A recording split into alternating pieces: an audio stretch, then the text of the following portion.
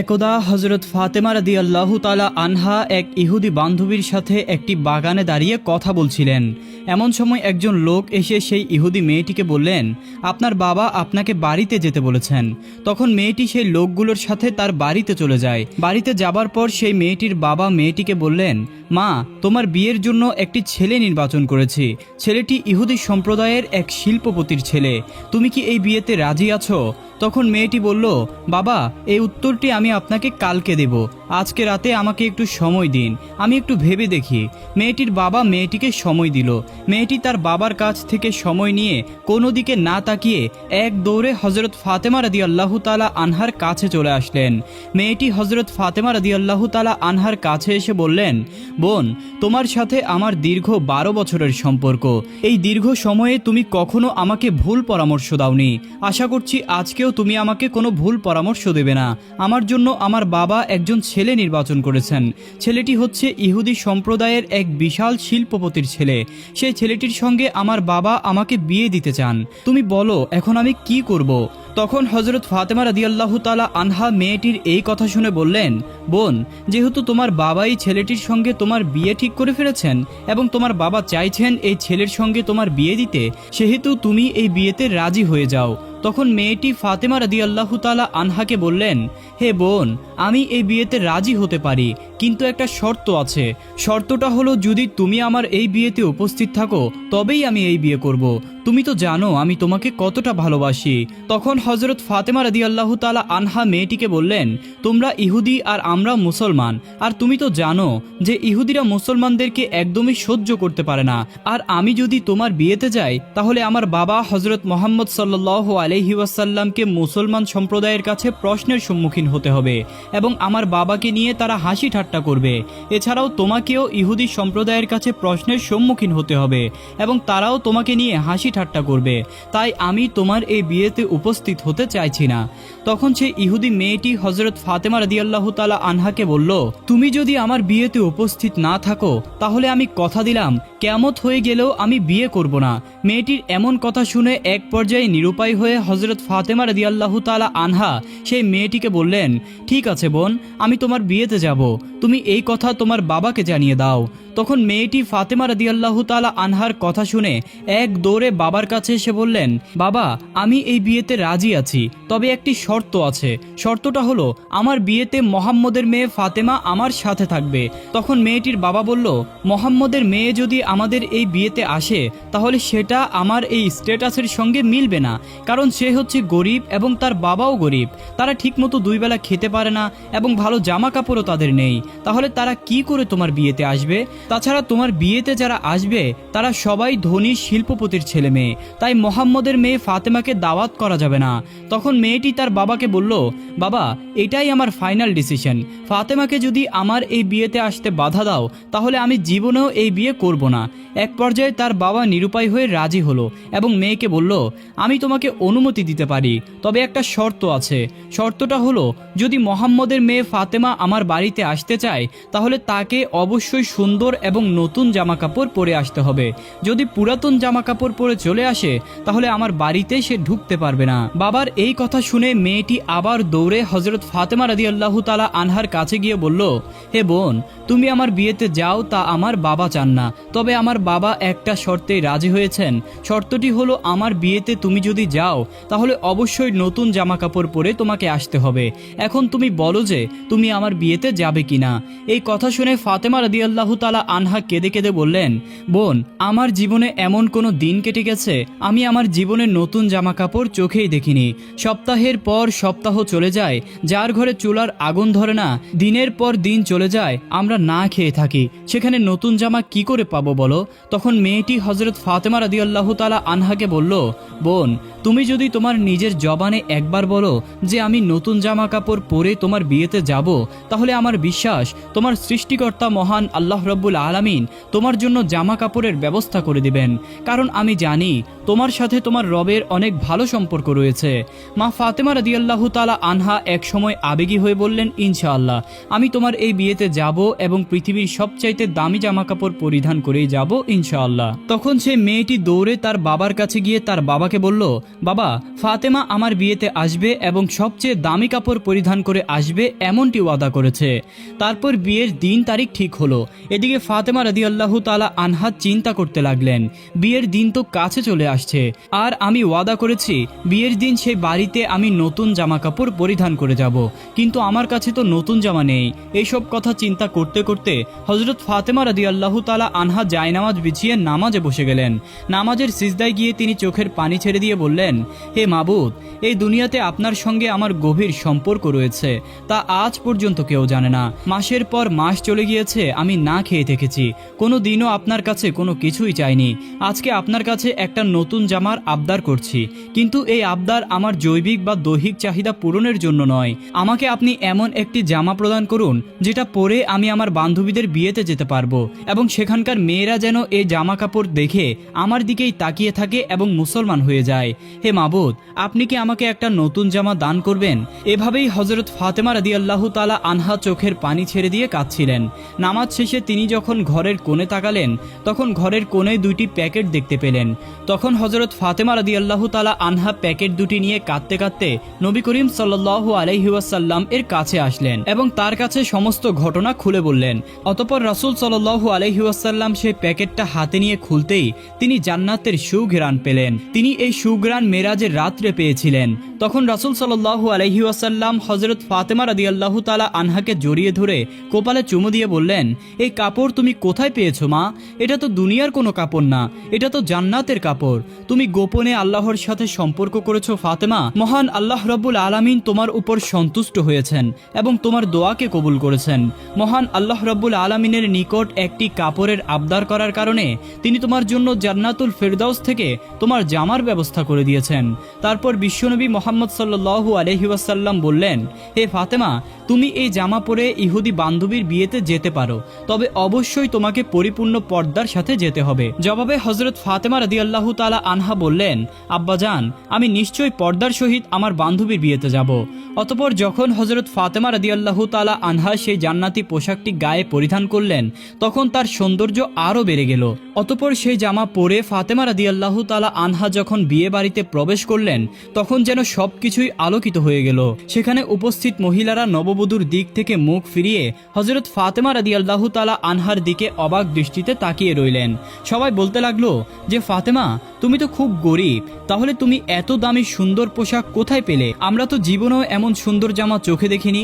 তখন হযরত ফাতেমা রাদিয়াল্লাহু তাআলা আনহা বললেন, আমি এটা বাজার থেকে কিনে এনেছি। তখন মহিলারা বলল, এটা কোন বাজারের কোন দোকান থেকে কিনেছো? ফাতেমা রাদিয়াল্লাহু তাআলা আনহা তখন বললেন, আমি যে বাজার থেকে এটা কিনেছি তোমরা সে বাজার চিনবে না, সেই দোকানও তোমরা চিনবে না, এমনকি যে রাস্তা দিয়ে আমি সেই বাজারে গিয়েছি সেই রাস্তাও তোমরা চিনবে না।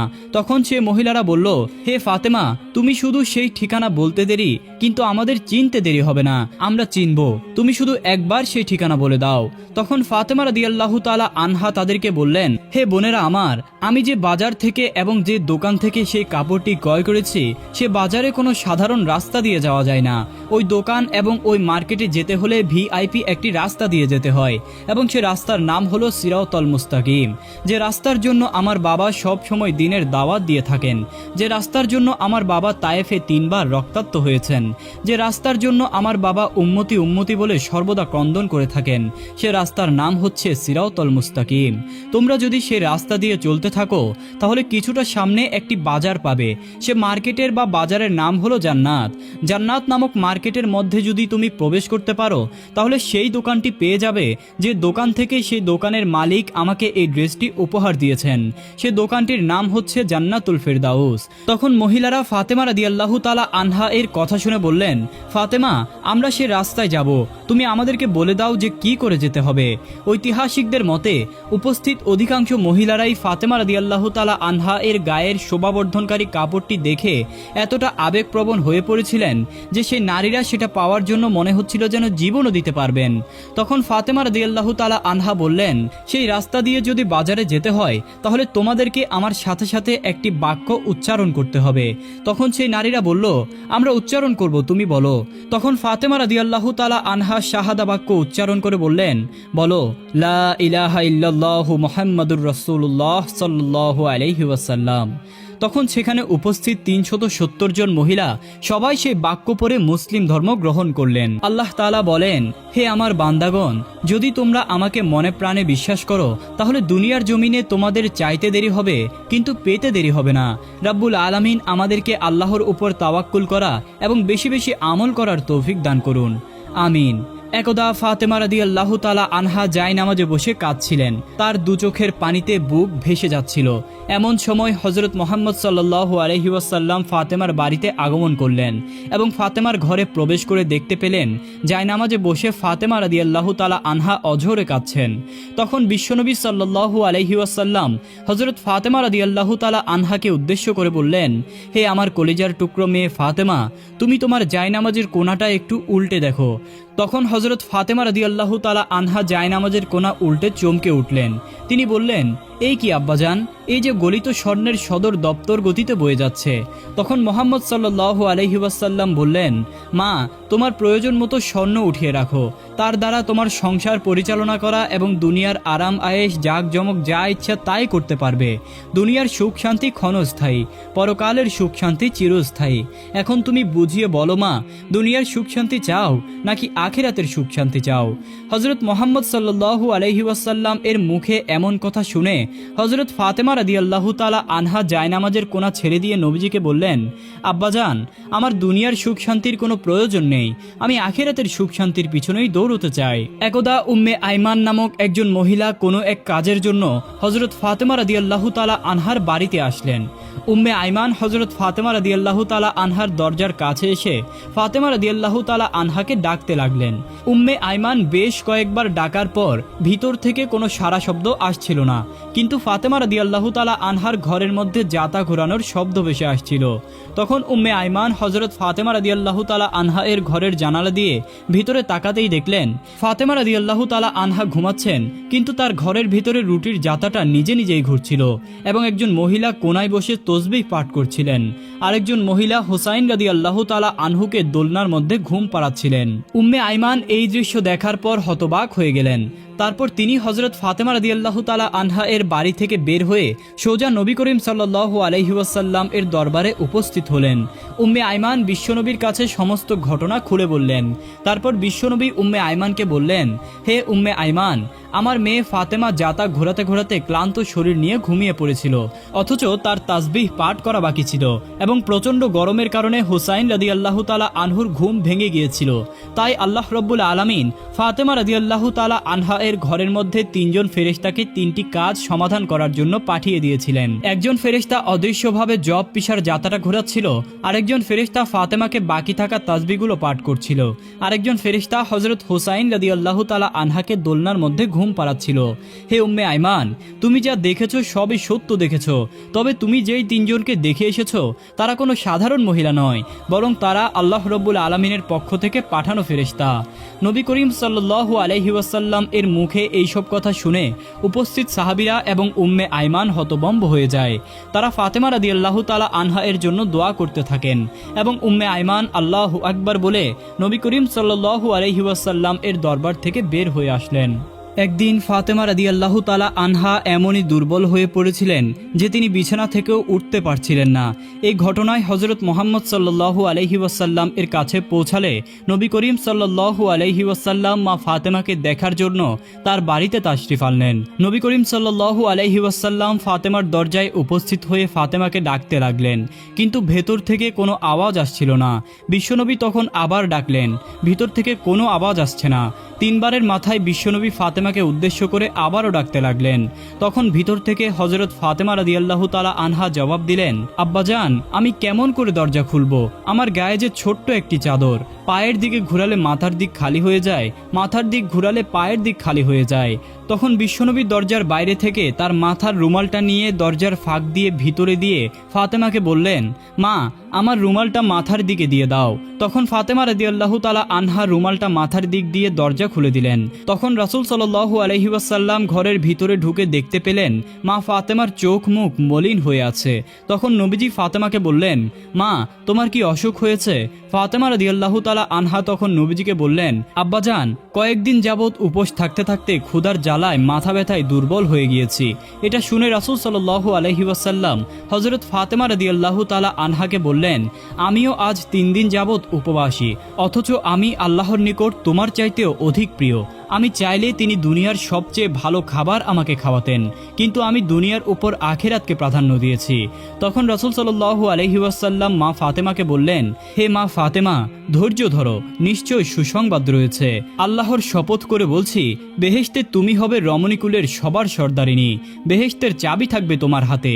ফাতেমা রাদিয়াল্লাহু তাআলা আনহা চমকে উঠলেন। তিনি বললেন, আব্বাজান, তাহলে বিবি মরিয়ম এবং বিবি আসিয়ার কি হবে? তখন নবীজি বললেন, মা, বিবি মরিয়ম তার সময়কার সকল মহিলাদের সর্দারনী এবং বিবি আসিয়াও তার সময়কার সকল মহিলাদের সর্দারনী। আর তুমি এখান থেকে নিয়ে কিয়ামত পর্যন্ত যত মহিলা আছেন তাদের সকলের সর্দারিনী হিসেবে তুমি বেহেশতে থাকবে।